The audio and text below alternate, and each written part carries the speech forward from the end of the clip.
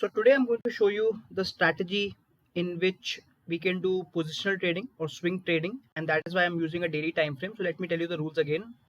I'm using the super trend here. So I'm using the super trend indicator, and the settings are 10,3, 10,3, which means the ATL length is 10 and the factor is 3. Currently, I'm showing you an example on Nifty, and I'm also using RSI 14, but here I've changed one thing. I have used the upper band as 60 and the lower band as 40. I do not require the middle band. So I only require the 60 and the 40. So now basically what I've done is most of the people, they use super trend and they take trades based on that. So basically what super trend tells you is where the market can go up and down. So the super trend is green, generally market tends to go up. And when the super trend is red, it tends to come down. But a lot of times when the market is sideways, you will see that we get a lot of whipsaws. So we keep getting entries and exits, and this is where most of the losses come in the super trend strategy, especially in these kind of cases where the super trend changes and it changes back. So this is where most of the losses come, and this is what I wanted to remove or reduce, and for that I am using the RSI as well. So I'll tell you what are the rules now. So the first rule, obviously, if we are looking for a buying entry, I want the super trend to be green, but at the same time I want that the RSI closes above 60, or let's say if it's not on the first candle, maybe in the first 1 to 2 candles only, I want the RSI to go above 60. So basically I have confirmation from both the super trend and the RSI that the market is going to go up. Once that happens, I will take the entry, and I will be in the trade till the super trend becomes red, and again at the same time the value of RSI becomes less than 40. Once that happens, I will reverse it. So this is a stop and reverse strategy. I will either be in the long trade or in the short direction. If you only want to do in stocks, for example, you can only do the long only strategy. You don't have to do the short strategy. And as I said, this is a positional strategy, so I'm doing it on a daily time frame. So let's test it out.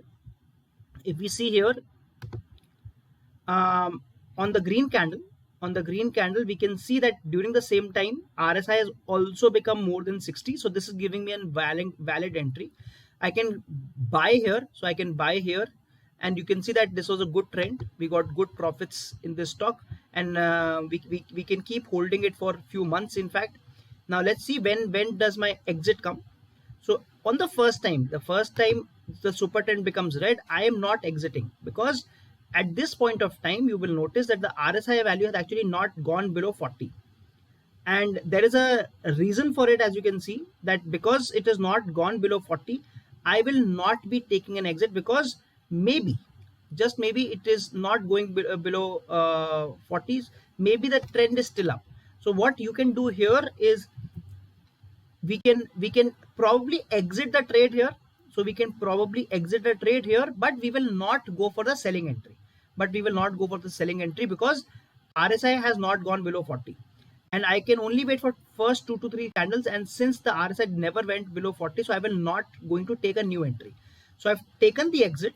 I'm out of the trade, but I'm not taking the new entry. Now we'll wait for the new entry to come, and we'll see here that during this green candle again,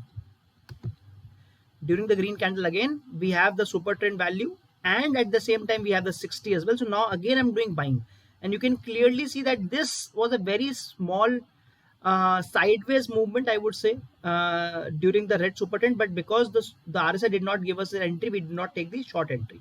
We have again taken the long entry, and again, if you notice, in the first two candles this time, in the second candle, RSI has actually become less than 40. So what we are going to do is we will exit the trade on the first super trend red candle only. So we have taken the exit here, and we are going to take the selling entry here. Because the RSI has actually gone below 40 now. So now we are in the short trade. Let's see till where we are in the short trade. This is where we have to take the exit. So we have to take the exit here. So almost a break even trade here, But at this point, I am not going for buying entry. And as you can see, why I'm not going for a buying entry, because my RSI is clearly below 60. So that is why I'm not going for the buying entry, because perhaps this is going to be a very small trend, and that is why I don't want to take this entry. So I've skipped this entry again. If you see here, when the red candle comes, during this time again, since the market was sideways, I will not take the entry again. So I have again skipped this entry because the value never went below 40. Even though this was a good trade, but it's fine. We might have to skip some entries. And you will notice that most of the times, if it skips, that means the trend is going to be probably not that strong. So again, you can see here, this is probably a very close value. As you can see here, when the super trend became green, the value of super trend, the value of RSI was almost 60. So I could have taken an entry. This is touch and go. I could have taken an entry. If I did, I would have made decent profits. And this is where I will exit. But again, here I am not going to take a short entry, because clearly at this point of time, RSI value is not below 40. So I have not taken the entry here. I will get a buying entry again here, because at this point of time, my RSI is above 60. So I will buy here. I will get an exit here. And again, you will see that I will get another buying here. So I'm getting more of the buying trades. I'm not getting the selling trades, but that's good. So I will get a buying here because it has gone above 60. We'll get a good profit again. And again, we'll probably have to skip the selling trade. We'll have to skip the selling trade because during the first 2 to 3 candles, the value actually did not go below 40. And you can see that the market was very sideways, right? So this strategy actually helps us not to take entries during the sideways market, but it gives us entry only when the chances of a good move is there. So you will notice that the number of trades are fewer compared to just the super trend, but this actually increases the accuracy. Most of the time what you will notice is that when we are not getting an entry, that is the time when the market is actually being sideways. So this was an example on Nifty. Let's also see on Hindu Unilever. So again, let's see, when do we get an entry and when should we not take an entry.